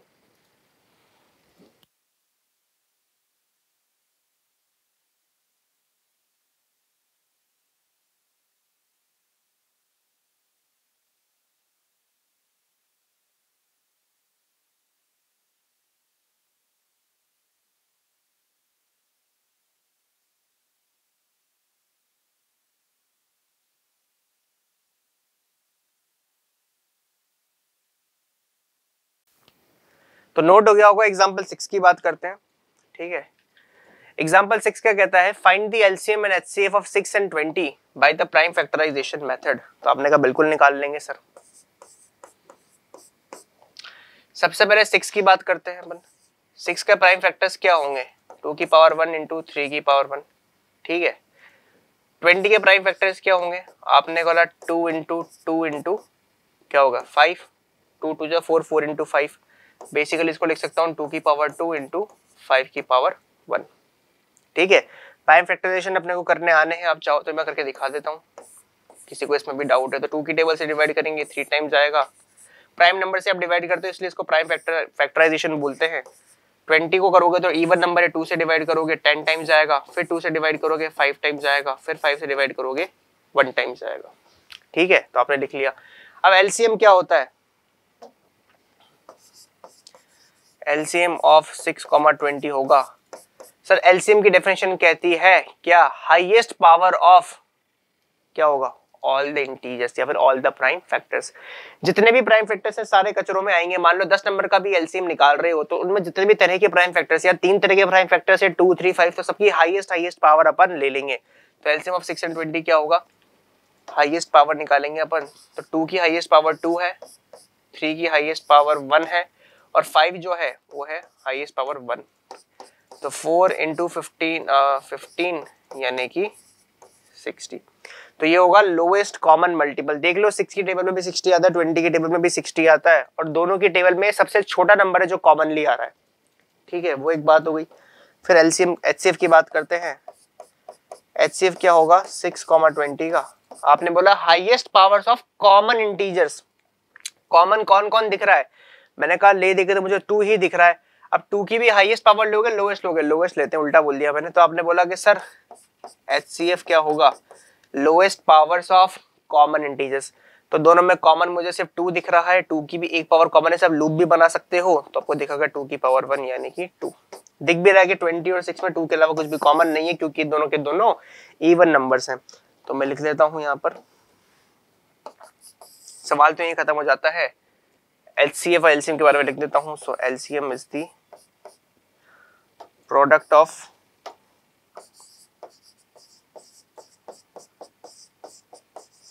highest powers, product of highest powers of all integers। ठीक है, पावर को मल्टीप्लाई मत कर देना, तुम ये मत कह देना कि 1 इंटू 2 इंटू 2 लिखा हुआ है ना, वो करने की नहीं कह रहा हूँ कि तुम एक्सपोनेंट एक्सपोनेंट मल्टीप्लाई कर दो, मतलब पूरा बेस के साथ मल्टीप्लाई करना है। एचसीएफ क्या होगा, product of lowest powers of common integers. Common integers बोल लो, कॉमन फैक्टर्स बोल लो।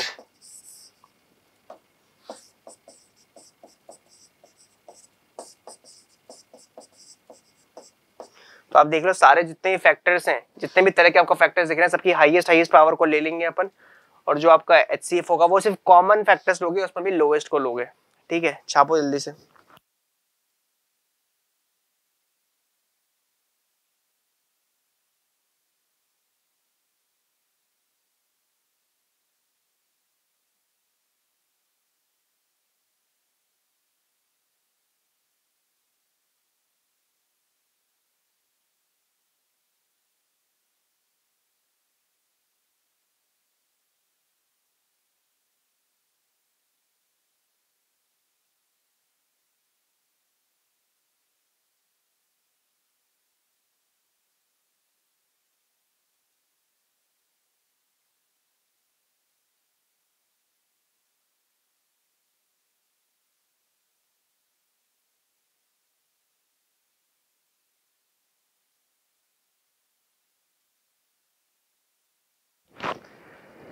चलिए बच्चों, नोट हो गया होगा, अगले एग्जाम्पल की बात करनी है फिर अपने को।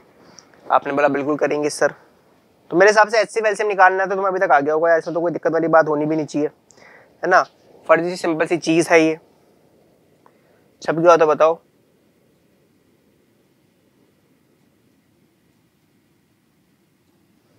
चलिए अगले एग्जाम्पल की बात करी जाए।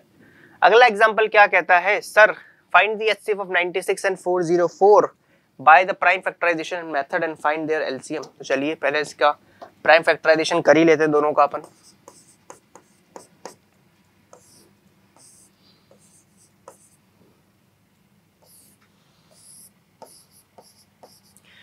टू से डिवाइड करेंगे तो जाएगा 4, फिर 1 और 6 16 तो 48 टाइम्स। फिर 2 से डिवाइड करेंगे तो 2 2 जा 4, 2 4 जा 8। फिर 2 से डिवाइड करेंगे तो 12। फिर 2 से डिवाइड करेंगे तो 6। फिर 2 से डिवाइड करेंगे तो 3 और फिर 3 से डिवाइड करेंगे तो 1। ये तो आपका इसका प्राइम फैक्टराइजेशन हो गया। 404 की बात करते हैं। 2 से डिवाइड करूंगा तो 202। फिर 2 से डिवाइड करूंगा तो 101 और फिर 101 से ही करना पड़ेगा क्योंकि ये प्राइम नंबर है। ठीक है, क्यों? क्योंकि मेरे को रट रखा है। आप लिखोगे सो 96 इक्वल टू 1 2 3 4 5 तो 2 की पावर 5 इंटू 3 की पावर 1 एंड 404 इक्वल टू 2 की पावर 2 इंटू 101। ठीक है, तो 96 इक्वल टू 2 की पावर 5 इंटू 3 की पावर 1 एंड 404 इक्वल टू 2 की पावर 2 इंटू 101। ठीक है, आप लिखोगे सो HCF of 96 into 404, sorry 96 and 404 क्या होगा? आपने कहा सर, आपने भी लिखवाया था lowest powers of common integers. Common integers कौन है? आपने कहा कॉमन फैक्टर्स 2 हैं, उनकी लोएस्ट पावर कौन होगी? 2 की पावर 2 यानी कि 4। अब अपने को HCF निकालना है, तो इसको HCF निकालने का तरीका तो या तो मैं यहाँ से निकाल लूं कि 2 की पावर 5 इंटू 101 इंटू 3 कर लूं, है ना, highest powers of all the integers, या फिर मेरे पास एक और फॉर्मूला है, पहले वैसे निकाल लेता हूँ। LCM ऑफ 96 404 क्या होगा? आपने बोला कि सर हाईएस्ट पावर्स यानी कि 2 की पावर 5 इंटू 3 की पावर इंटू 101। पहला तरीका तो सबसे इजी ये होगा, highest power of all the integers, लेकिन क्योंकि उसने बोला कि HCF निकाल के LCM निकालना है तो अपन को इसमें फॉर्मूला लगाना पड़ेगा। कौन सा formula sir? We know that HCF of A, B into LCM of A, B is equals to A into B। सही बात है, बिल्कुल सही बात है। आप क्या लिखोगे? implies that HCF of 96 और 404 है, तो लिख सकता हूँ 404 into 96 into LCM of 404 96 equals to 404 into 96। सही बात है। तो ये कितना निकल के आएगा? HCF की वैल्यू 4 आ जाएगी into LCM of 404 96 equals to 404 into 96, which implies that LCM of 404 96 equals to 404 into 96 whole upon 4। तो 4 की टेबल से जाएगा 101 टाइम्स। तो कितना आंसर निकल के आएगा देखना पड़ेगा अपने को। तो अपन देखेंगे 101 इंटू 96 इंटू 101 करो, ज़्यादा आसान है। तो 69 इंटू 00 69 तो आ जाएगा 696, तो 9696 है ना, तो इट विल बी 9696। तो ये एलसीएम निकल के आएगा, है क्या नहीं बच्चों? आपने बोला बिल्कुल से गलत तो आप कराते ही नहीं हो, तो छाप लेंगे इसको बड़े ही प्यार और मोहब्बत के साथ। जल्दी जल्दी नोट करेंगे।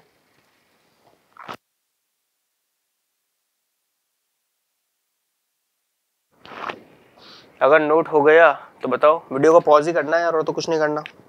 कर लिया? चलिए एग्जाम्पल नंबर 8 की बात करते हैं। एग्जाम्पल 8 क्या कहता है? Find the HCF and LCM of 6, 72 and 120 using the prime factorization method. तो आपने बोला बिल्कुल निकाल लेंगे सर। तीनों का पहले प्राइम फैक्टर्स कर लेते हैं शांति से। 6 का तो तुम्हें पता ही है, 2 इंटू 3, ठीक है। उसके बाद 72 का देख लेते हैं। तो 2 की टेबल से करोगे तो 36 टाइम्स, फिर 2 की टेबल से करोगे तो 18 टाइम्स, फिर 2 की टेबल से करोगे तो 9 टाइम्स, फिर 3 की टेबल से करोगे तो 3 टाइम्स, फिर 3 की टेबल से करोगे तो 1 टाइम्स। उसके बाद 120 का देख लेते हैं अपन। 2 की टेबल से करोगे तो 60 टाइम्स, फिर 2 की टेबल से करोगे तो 30 टाइम्स, फिर 2 की टेबल से करोगे तो 15 टाइम्स, फिर 3 की टेबल से 5 टाइम्स और फिर 5 की टेबल से 1 टाइम्स। सही बात है, बिल्कुल सही बात है। तो आप लिख सकते हो सॉल्यूशन 6 इज इक्वल्स टू 2 की पावर 1 इंटू 3 की पावर 1, फिर होगा 72 इक्वल्स टू 1 2 3 तो 2 का क्यूब इंटू 3 का स्क्वायर, फिर होगा 120। 1 2 3 तो 2 का क्यूब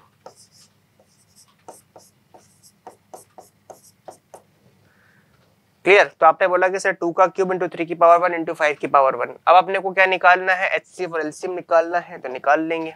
तो आपको पता है एलसीएम तो क्या होगा 6, 72 और 120 का। आपने कहा sir highest powers of all the variables, तो 2 इसमें वेरिएबल एक टाइप का, तो 2 की हाईएस्ट पावर 2 का क्यूब भी मिल रहा है मेरे को।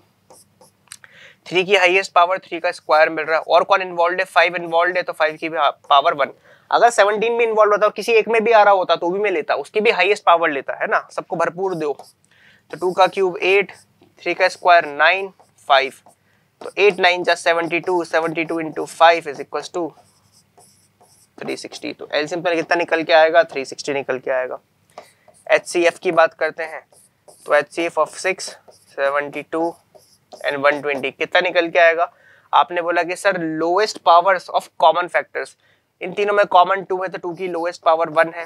इन तीनों में कॉमन फैक्टर कौन है, 3 है, तो 3 की लोएस्ट पावर 1 है। तो 2 3 जा 6। दिख भी रहा है आपको, पता है कि एलसीएम जितने भी नंबर्स का आप एलसीएम निकाल रहे हो वो सबसे बड़ा नंबर होता है या फिर उससे भी बड़ा ही आंसर आएगा। तो 360 120 से बड़ा आ रहा है। एचसीएफ क्या होता है, या तो सबसे छोटा नंबर ही एचसीएफ होता है या एचसीएफ उससे भी छोटा ही आता है। तो छोटे से भी छोटा एचसीएफ, बड़े से भी बड़ा एलसीएम। छापो जल्दी से, ये मैंने आपको बताया भी था वन शॉट रिवीजन में।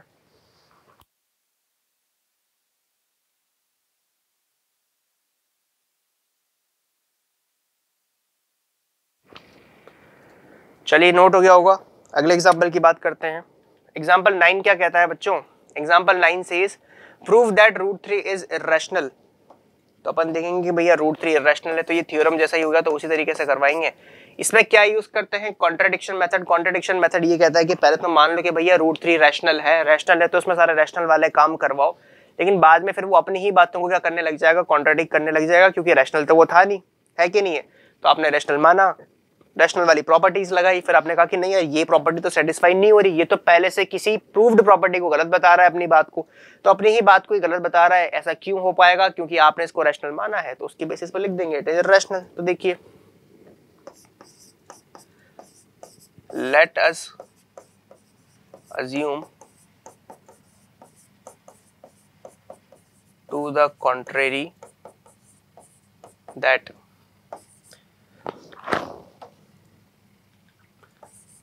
root 3 is, ठीक है, हमने मान लिया कि रूट 3 रैशनल है, तो let us assume to the contrary that root 3 is rational। तो आप लिखोगे then root 3 is equals to a by b comma where a and b are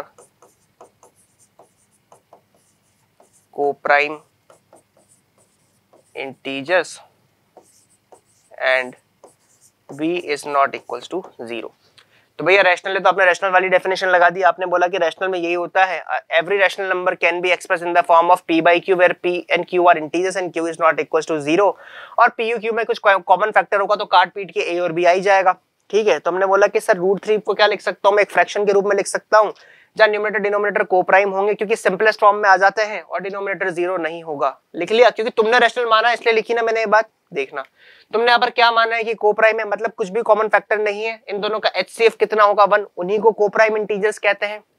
one shot revision में ये भी समझाया था मैंने कि प्राइम कोप्राइम क्या होते हैं। तो आपने बोला ठीक है सर इनको कोप्राइम कह देंगे अपन। आपने कहा ठीक है, अब तुमने कोप्राइम माना है तो ए और बी में कॉमन नहीं आना चाहिए, लेकिन देखते हैं। तो यहां से क्या लिख सकता हूं, root 3 into b is equal to a cross multiply करके implies that 3b square is equal to a square. कैसे, स्क्वायरिंग बोथ द साइड्स, आपने ऊपर दोनों साइड्स का स्क्वायर कर दिया तो यहाँ से 3b स्क्वायर कितना निकल के आया, a स्क्वायर। इम्प्लाइज दैट आपने बोला कि sir a square upon 3 is equals to b square, यानी कि सर अगर a स्क्वायर को 3 से डिवाइड करूं तो b स्क्वायर आएगा, लेकिन सर b तो एक इंटीजर है तो b स्क्वायर भी एक इंटीजर है, इसका मतलब 3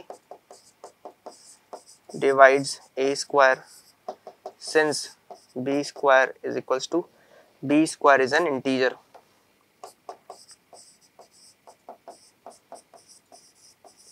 सही बात है। आपने बोला कि सर किसी भी नंबर को डिवाइड करने पर अगर क्वेश्चन एक इंटीजर निकल के आ रहा है तभी तो आप बोलोगे कि डिवाइड करने वाला नंबर एक फैक्टर है, डिविजर है ना। तो आपने बोला कि 12 को 3 से डिवाइड करूं तो 4 आता है, तो मतलब 12 3 से डिविजिबल है।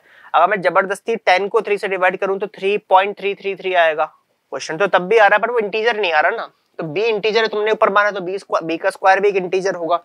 अब a स्क्वायर को 3 से डिवाइड करने पर अगर एक इंटीजर आ रहा है तो मतलब 3 a स्क्वायर को डिवाइड कर रहा है। बट आपकी ही बुक में एक थ्योरम भी है कि if p is a prime number and if p divides a square then p divides a। इसका मतलब क्या होगा, इंप्लाइज दैट 3 किसको डिवाइड करेगा, a को भी करेगा, 3 डिवाइड्स a। तुमने कहा ये कहां से आया, मैंने कहा देखो since if p is a prime number and p divides a comma p divides a square comma then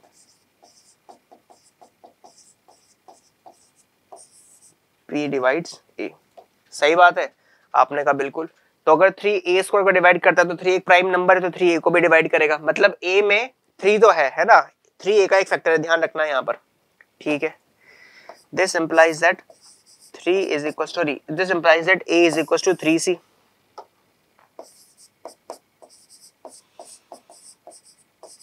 For some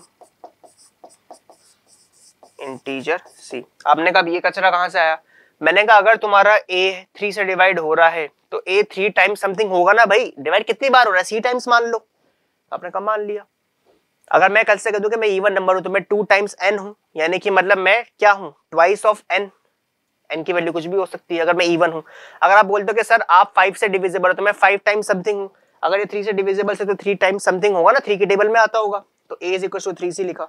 अब आपने कहा कि सर हम इसको दे देते हैं क्या, इसको देते हैं इक्वेशन नंबर 1, इसको देते हैं इक्वेशन नंबर 2, फिर लिखते हैं फ्रॉम 1 एंड 2। 1 एंड 2 से क्या करूं मैं, a की वैल्यू 3c अपलोड कर दूं यहाँ पर, तो a स्क्वायर था तो उसकी जगह तो 3c स्क्वायर हो जाएगा, अपॉन का 3 चल रहा था और यहाँ b स्क्वायर चल ही रहा था। सही बात है। आपने कहा बिल्कुल गलत तो आप कभी कराते ही नहीं हो, तो इस यहाँ ये क्या खुलेगा, this will be 9c square upon 3 is equals to b square, implies that b square is equals to 3c square. ये 3 से 9 3 टाइम्स कैंसिल हो जाएगा। आपने कहा सही बात है।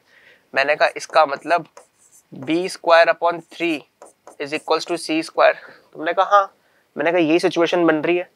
अब c तो तुमने इंटीजर माना था तो c स्क्वायर भी इंटीजर होगा। अब b स्क्वायर को 3 से डिवाइड करने पर इंटीजर आ रहा है तो मतलब 3b स्क्वायर को डिवाइड करता है, implies that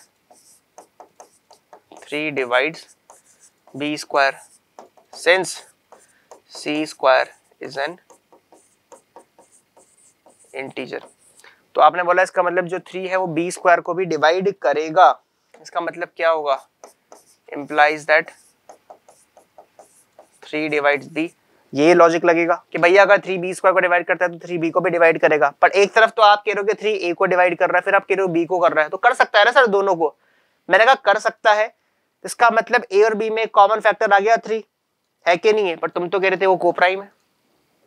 तो आप लिखोगे यहां से सीन चेंज होगा, implies that 3 is a common factor of both a and b, but this contradicts the fact। यहां से कॉन्ट्रडिक्शन स्टार्ट हो गया, but this contradicts तो नाराज हो ले पहले।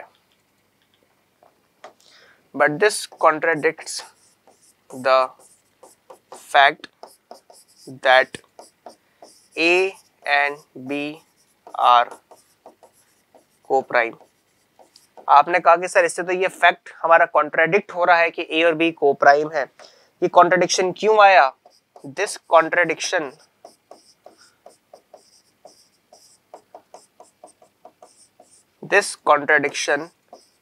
has arisen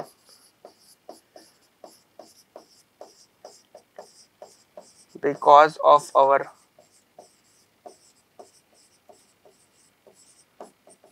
wrong assumption that root 3 is rational। तो आपने जो रॉन्ग अज्यूम किया था ना स्टार्टिंग में कि रूट 3 रैशनल है, उसी की वजह से ये कॉन्ट्रडिक्शन आ रहा है। आप लिख सकते हो hence we can conclude that root 3 is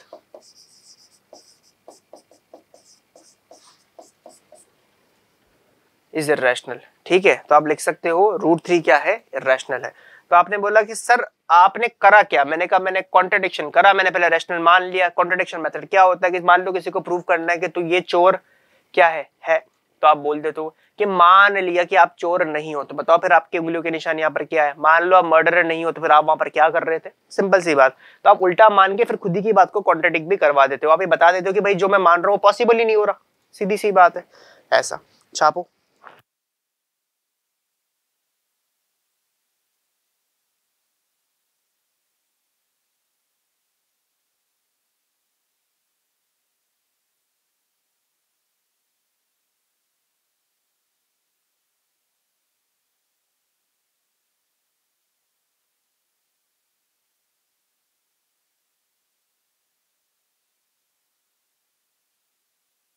चलिए नोट हो गया होगा। नेक्स्ट एग्जांपल की बात करते हैं। Example number 10। एग्जांपल 10 क्या कहता है? Show that 5 minus root 3 is irrational. अब इसके लिए इतनी बड़ी कहानी लिखने की जरूरत नहीं है, जो अपन ने एग्जांपल 9 में किया, या डायरेक्टली आप कर सकते हो। Let us assume to the contrary that 5 minus root 3 is rational। तो let us assume to the contrary that 5 minus root 3 is rational। है कि नहीं है? तो आप क्या लिखोगे? then 5 minus root 3 is equals to, इसका अगर rational है तो इसको ऐसा लिख सकते हो where a and b are integers and b is not equals to 0। तो आपने बोला कि जहां पर a और b इंटीजर्स होंगे तो आप इस तरीके से लिख पाओगे। मैंने कहा बिल्कुल लिख पाओगे। तो आप ऐसा भी लिख पाओगे 5 minus a upon b is equals to root 3। Root 3 को राइट में ले गया तो पॉजिटिव हो गया, a बाई b को लेफ्ट में लेके आ गया। तो यहाँ से रूट 3 क्या निकल के आएगा? एलसीएम ले लूंगा मैं, तो एलसीएम b निकल के आएगा, it will be 5b minus का a। सही बात है। आपने बोला तो यहाँ से रूट 3 क्या निकल के आएगा? 5b माइनस का a। चलिए, तो आपने बोला कि सर रूट 3 की वैल्यू अगर इतनी आ रही है तो आप ध्यान से देखिए, a और b इंटीजर था, मैंने कहा था। 5b एक इंटीजर है, मैंने कहा है। तो मैंने कहा इंटीजर्स का कुछ भी कचरा कर लो वो रैशनली होता है। इंटीजर्स का सम भी हमेशा क्या हुआ? इंटीजर, जो कि रैशनल है। इंटीजर्स का डिफरेंस भी हमेशा इंटीजर आता है, जो कि रैशनल। इंटीजर्स का मल्टीप्लिकेशन भी हमेशा इंटीजर आता है, जो कि रैशनल। और इंटीजर्स का डिवीजन चाहे इंटीजर ना आए लेकिन रैशनल तो तब भी आता है ना। कॉम्यूटेटिविटी, एसोसिएटिविटी सब चीज भी लगा सकते हो आप। बाकी मैं क्लोजर प्रॉपर्टी की बात कर रहा हूँ कि इंटीजर्स जो है वो एडिशन, सब्ट्रैक्शन, मल्टीप्लिकेशन पे क्लोजर प्रॉपर्टी फॉलो करते हैं। क्लोजर प्रॉपर्टी का मतलब होता है कि अगर आप दो क्वांटिटीज के ऊपर कोई ऑपरेशन लगाओ तो आने वाला आंसर भी उसी क्वांटिटी में आए। यानी कि अगर आप दो इंटीजर्स को ऐड कर रहे हो तो आने वाला आंसर क्या हमेशा इंटीजर आएगा। That is closure property. Natural number में भी होती है क्लोजर प्रॉपर्टी, ठीक है। लेकिन सब्ट्रैक्शन में क्या होता है? अगर दो इंटीजर को सब्ट्रैक्ट करूं तो क्या आंसर इंटीजर आएगा। तो सब्ट्रैक्शन में भी क्लोजर प्रॉपर्टी है, नेचुरल नंबर में नहीं होती। जैसे कि 3 - 5 करूं तो माइनस का 2 आता है, जो कि नेचुरल नंबर नहीं है, लेकिन 3 और 5 तो नेचुरल नंबर थे। है ना। तो ऐसे छोटी क्लासेस में पढ़ी होंगी आपने। उसी तरीके से आप देखो, दो इंटीजर्स को मल्टीप्लाई करूंगा तो आने वाला नंबर भी एक इंटीजर आएगा, क्लोजर प्रॉपर्टी। लेकिन दो इंटीजर को डिवाइड करूंगा तो आने वाला नंबर इंटीजर आए या ना आए, इस बारे में कोई श्योरिटी नहीं है। जैसे कि 10/3 करूंगा, दोनों इंटीजर थे, लेकिन क्या 3.333 इंटीजर आ रहा है? नहीं आ रहा। लेकिन सर रैशनल तो आ रहा है ना, तो आप क्या लिखोगे? और b तो नॉट इक्वल टू 0 आपने बोल दिया, आप लिखोगे since 5, b, a are integers, तो इंटीजर्स का कुछ भी कचरा कर लो वो हमेशा रैशनल होगा। तो इंप्लाइज दैट 5b माइनस का a, अगर 5b और a इंटीजर्स है देन, अरे भाई मेरे को 5 बनाना भी नहीं आता, बताओ, देन 5b माइनस का a upon b is a rational number. तो आपने कहा कि सर इसके हिसाब से तो 5b minus a upon b rational होगा। मैंने कहा अगर किसी इक्वेशन का राइट हैंड साइड रैशनल है तो लेफ्ट हैंड साइड भी रैशनल होगा। तुमने कहा बिल्कुल होगा। This implies that √3 is also rational. तो √3 भी रैशनल होगा, तुमने कहा होगा। मैंने कहा लेकिन बच्चों ये तो इस बात को ही डिनाई कर रहा है कि √3 क्या होता है? रैशनल। ये तो यूनिवर्सली अपना प्रूव्ड फैक्ट है, अभी प्रूव करके आए हम पिछले एग्जांपल्स के अंदर। तो आपने देखा √3 is rational, but this contradicts the fact that √3 is irrational। भाई आपने तो कहा था कि √3 irrational होता है, ये तो आप प्रूव करके आए हो, और आप प्रूव करके आओ, आप यहाँ पर कह रहे हो कि भाई √3 रैशनल आ रहा है। तो आप क्या बोलोगे? सर ये तो आपकी पहले ही प्रूव करी गई बात को आप गलत साबित कर रहे हो, तो ये कॉन्ट्राडिक्शन क्यों आया? This contradiction has arisen because of our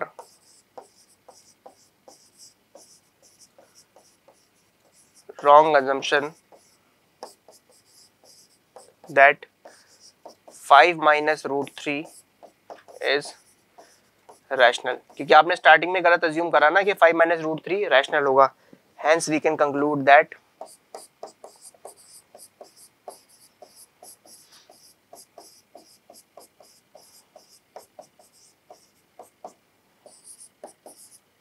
five minus √3 is irrational.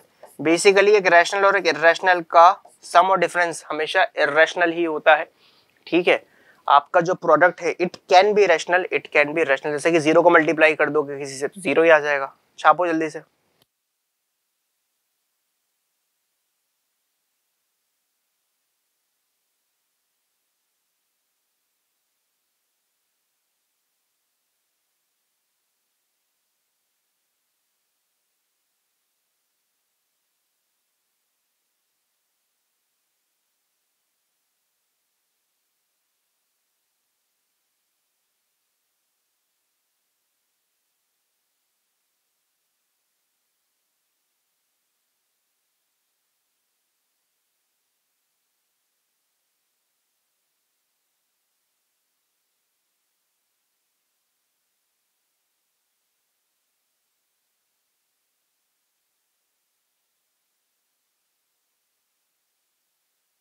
चलिए नोट हो गया होगा। नेक्स्ट एग्जांपल की बात करते हैं जो कि अंतिम एग्जांपल है इस लेक्चर का। Show that 3√2 is irrational. तो आपने कर देंगे ना सर, क्या दिक्कत है? सबसे पहले क्या लिखोगे? Let us assume to the contrary, let us assume to the contrary that 3√2 is rational। मान लो कि 3√2 एक रैशनल है, then 3√2 is equals to a by b where a and b are integers and b is not equals to 0। आपने बोला कि sir a और b integers और b not equals to 0 है, तो 3√2 क्या होगा? आपने बोला कि सर a by b होगा। मैंने कहा मान लिया। आप एक बार बताओ कि अगर 3√2 a by b है तो क्या मैं √2 को ऐसा लिख सकता हूं? a/3b तुमने कहा लिख लो ना, आपकी इच्छा है। मैंने कहा b तो नॉट इक्वल टू 0 है, तुमने कहा हाँ, बी तो आपने खुद ने बोला कि 0 के इक्वल नहीं है। तो मैंने कहा a बाई बी रैशनल है। तुमने कहा ऑब्वियसली तभी तो लिख रहे हो। तो मैंने कहा a अपॉन 3b भी रैशनल होगा। तुमने कहा होगा। तो लिखो since a, 3 and b are integers, so a upon 3b is a rational number. ठीक है, सो a अपॉन 3b क्या होगा? रैशनल नंबर होगा। implies that रूट 2 भी रैशनल होगा। implies that root 2 is a rational number. आपने कहा a अपॉन 3b रैशनल है तो रूट 2 भी रैशनल होगा। ठीक है, बट इट कॉन्ट्राडिक्ट्स। भाई आप कह रहे हो कि रूट 2 रैशनल होगा, लेकिन सर अभी तो चिल्ला के आपकी बुक में थ्योरम है बेकायदा, वो तो फिर भी एग्जांपल था। या तो थ्योरम में प्रूव करके आए भैया रूट 2 रैशनल है, तुम तो इस बात को गलत साबित कर रहे हो। तो मैं लिखूंगा but this contradicts the fact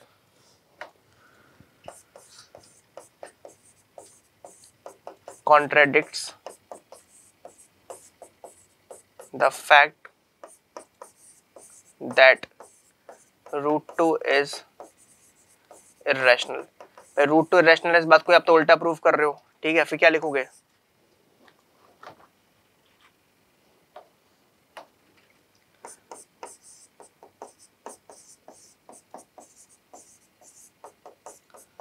This contradiction has arisen because of our wrong assumption that 3 root 2 is rational। आपने 3 रूट 2 को रैशनल माना, यही आपका रॉन्ग अजम्पशन था। सही बात है बच्चों, इसी रॉन्ग अजम्पशन की वजह से आपका नंबर क्या निकल के आया? सॉरी, आपने ऐसा क्या काम किया कि आपने रूट 2 को ही क्या बता दिया? रैशनल। तो अपना अजम्पशन अगर गलत था तो हम उसको सही कर लेते हैं। आपने कहा नंबर या तो रैशनल होता है या इरैशनल। अगर हम ये कह रहे हैं कि रैशनल लेना गलती थी तो लिख दोगे हैंस वी कैन। तो कंक्लूड की स्पेलिंग बताओ कैसी होती है सुबह सुबह। Hence we can conclude that 3 root 2 is irrational। तो हम लिख सकते हैं कि 3 रूट 2 क्या होगा? irrational होगा। छाप लेंगे जल्दी से।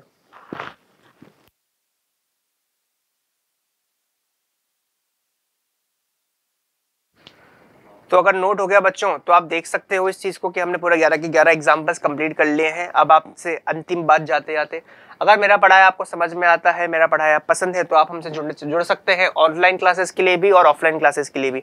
अगर आप कोटा में तो हमारी ऑफलाइन क्लासेस अवेलेबल हैं, अगर आप बाहर कहीं रहते हैं तो हमारी ऑनलाइन क्लासेस भी अवेलेबल हैं, आप हमसे जुड़ सकते हैं।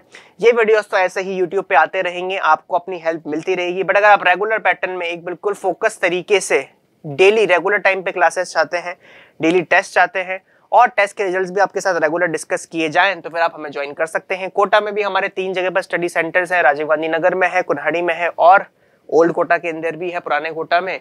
वैसे ही हमारी ऑनलाइन क्लासेस तो पूरे इंडिया में सब जगह पर अवेलेबल है। तो आप कहीं से भी हो, आप हमें कांटेक्ट कर सकते हैं। कांटेक्ट करने के लिए क्या करना होगा, या तो नीचे दिए गए नंबर पे आप व्हाट्सएप करके अपने रिक्वायरमेंट भेज सकते हैं, या फिर हमारी मेल आईडी पे भी आप मेल कर सकते हैं। राइट, इस पर आप कॉल भी कर सकते हो। अगर कोई कॉल नहीं उठाता है तो टीम हमारी आपको कॉल बैक कर लेगी। अगर आप जुड़ना चाहते हैं तो बहुत अच्छी बात है, नहीं भी जुड़ना चाहते हैं तो इन वीडियोस का फ्री में बेनिफिट ले सकते हैं।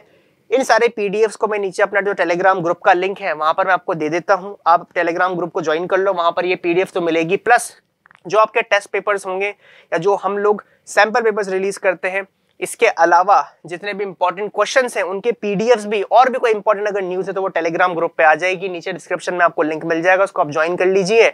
दूसरी बात कि अगर आपको वीडियो अच्छा लगा तो बहुत मेहनत लगती है वीडियो बनाने में, इस कंटेंट को पूरा पीपीटी के रूप में टाइप करने में, तो आप इसको लाइक जरूर करें और हमारे चैनल को सब्सक्राइब भी करें। राइट, अगर आप सब्सक्राइब करोगे, लाइक करोगे तो हमें और मोटिवेशन मिलेगा कि हम इसी तरह का फ्री कंटेंट लेके आए हैं। अभी तो मैं सिर्फ एनसीईआरटी बेस्ड चैप्टर्स बना रहा हूँ, एनसीईआरटी पूरी सॉल्व करा रहा हूँ, क्योंकि मेरे अकॉर्डिंग तो ये बेस्ट बुक है। इसके बाद मैं R D Sharma, R S Agarwal और एनसीईआरटी एग्जाम्पलर के सॉल्यूशंस भी लेके आऊंगा, क्योंकि मेरे अकॉर्डिंग ये 3 स्टेप्स होती हैं किसी भी क्लास के अंदर। 9 से 12 की अगर आप मैथ्स पढ़ते हैं तो पहले एनसीईआरटी, फिर R D Sharma, R S Agarwal से आप अपने गैप्स को फिल करें और उसके बाद आप जाएं एग्जाम्पलर के ऊपर। आप किसी भी एग्जाम्स के लिए फिर आगे तैयारी कर सकते हैं। तो इसी नोट पर बच्चों मैं आपसे विदा लेना चाहूंगा। मिलते हैं हम अगले वीडियो में, तब तक के लिए जय हिंद, वंदे मातरम।